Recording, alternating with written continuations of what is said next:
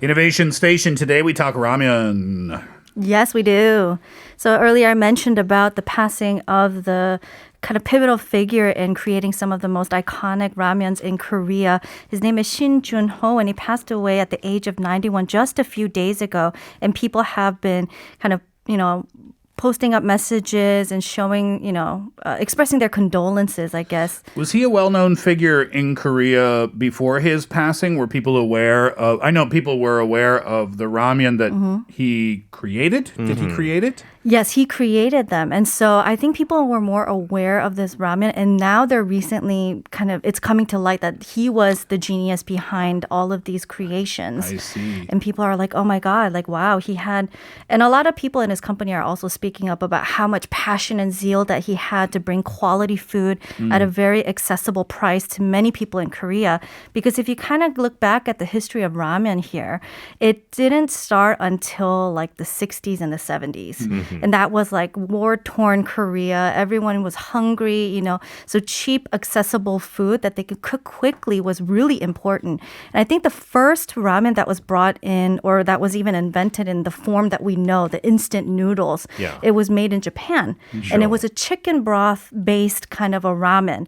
And so it was brought to Korea, but I don't think it really, the palate, it wasn't quite suitable for a lot of Koreans because we don't have a lot of chicken broth-based soup. That's true, other than samgaetang. Yeah. But even that's a little different than what we're talking about, right? Right, yeah, right. I know what you're talking about. It's the kind of chicken soup that we have. I'm not sure in the UK, Pete, you can comment about that. But in Canada, our chicken soup is typically it's a yellow broth. Yes. And it's quite salty, and it's got the noodles in it.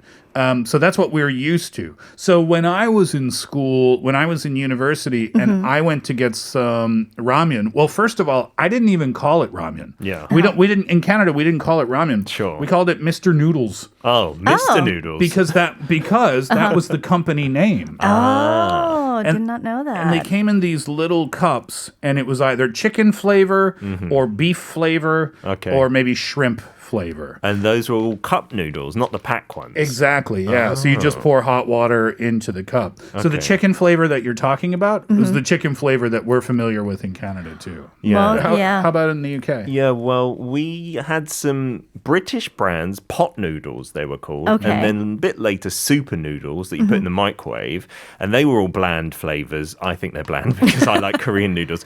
But my mum being Korean, we used to go to the Japanese store because there wasn't a Korean one in our neighborhood. I see. So we grew up on Japanese noodles that were all those flavors you mentioned, Steve. The chicken soup, the beef soup, and the shrimp. There were actually no spicy ones that I can remember. Yeah, exactly. Yeah, so all of the ramyeon back then was all kind of like this mild tasting flavors. But when you look at Korean like food, there's a lot of spice in it. There's a big punch in it. And so Shin Jun-ho started kind of thinking like, why are there no ramyuns that are more familiar to our taste buds? Why are there no ramens that use beef broth? That's probably the most commonly used broth, like later on down the road. And why is there no spice in it?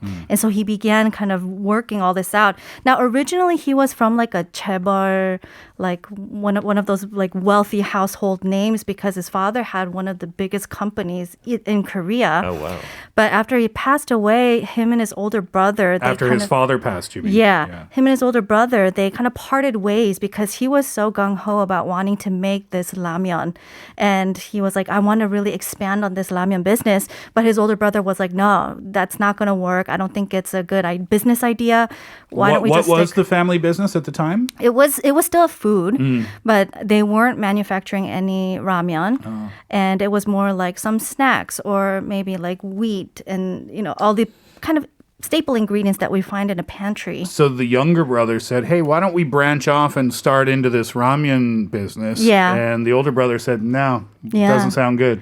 But I think they had a huge fight over it because even until the day he passed, they never reconciled. Oh, no. Yeah. That's Wow. That is a little sad.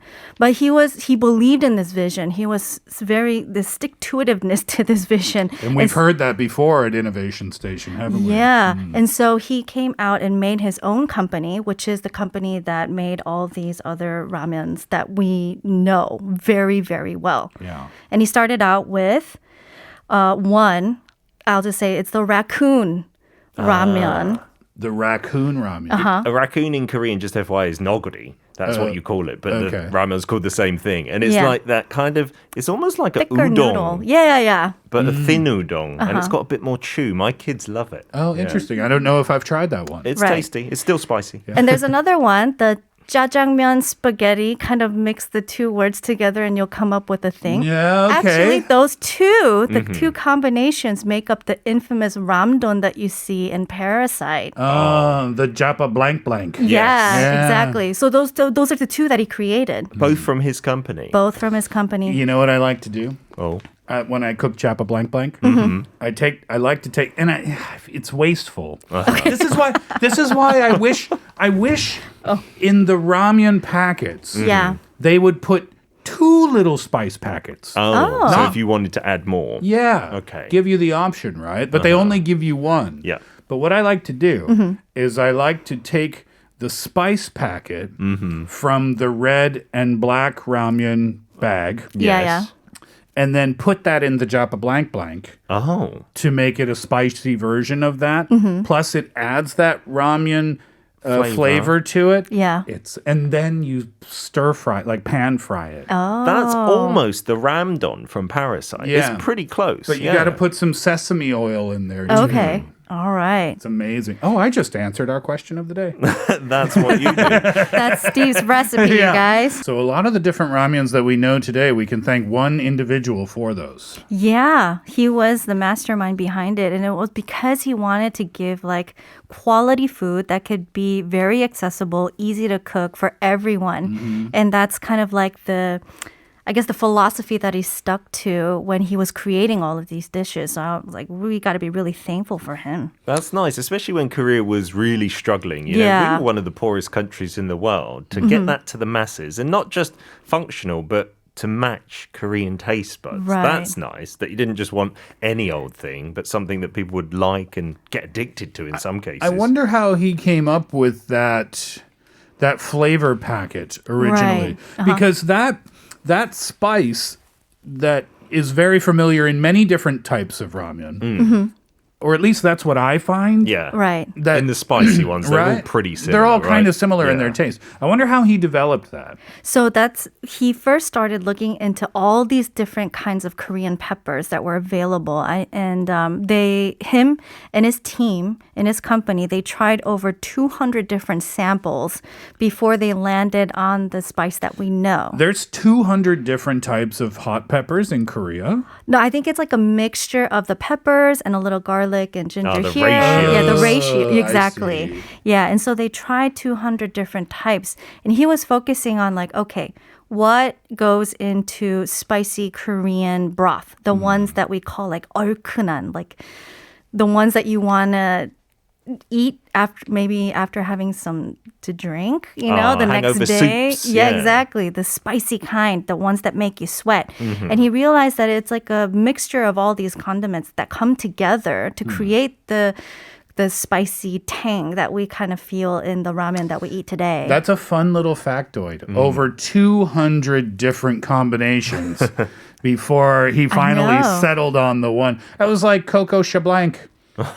When she wanted her perfume, she went to a perfume maker and he made 5 different types of perfume and she Yeah. chose the 5th one. Oh, so it's number 5. Chablanc number 5. This should be called... Well, we don't know what number it was, that's right? true. Yeah, it's just one of that 200. Ramen Ramyeon 200. I like it.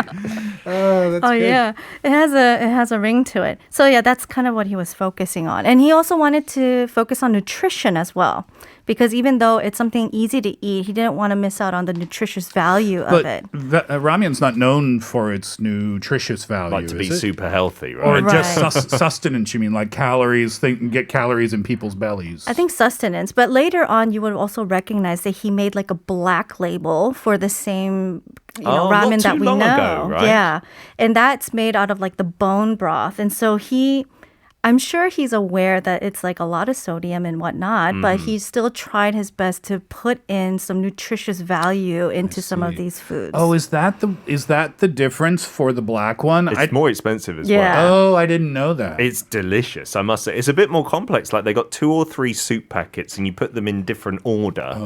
And it does taste much deeper. Like it doesn't taste as light as a ramyeon. I love it. But people, I think initially were like, I'm not paying that much for ramyeon. Is it that much more expensive? But now, I don't know, it's not as common and prevalent, and they've got like a tofu one, and I think they lowered the price a bit, so it's still fairly popular, I'd say. Right. I am dying for some ramen. We need a taste test. You know, I watched a documentary on coffee the other day, and it was like 7 p.m. I had to make a coffee. Oh, it's Whenever you talk about a food, you just want it so You get sucked badly, in, right? Really interesting, Kate. Thank you very much for that. We'll leave it there for the first hour.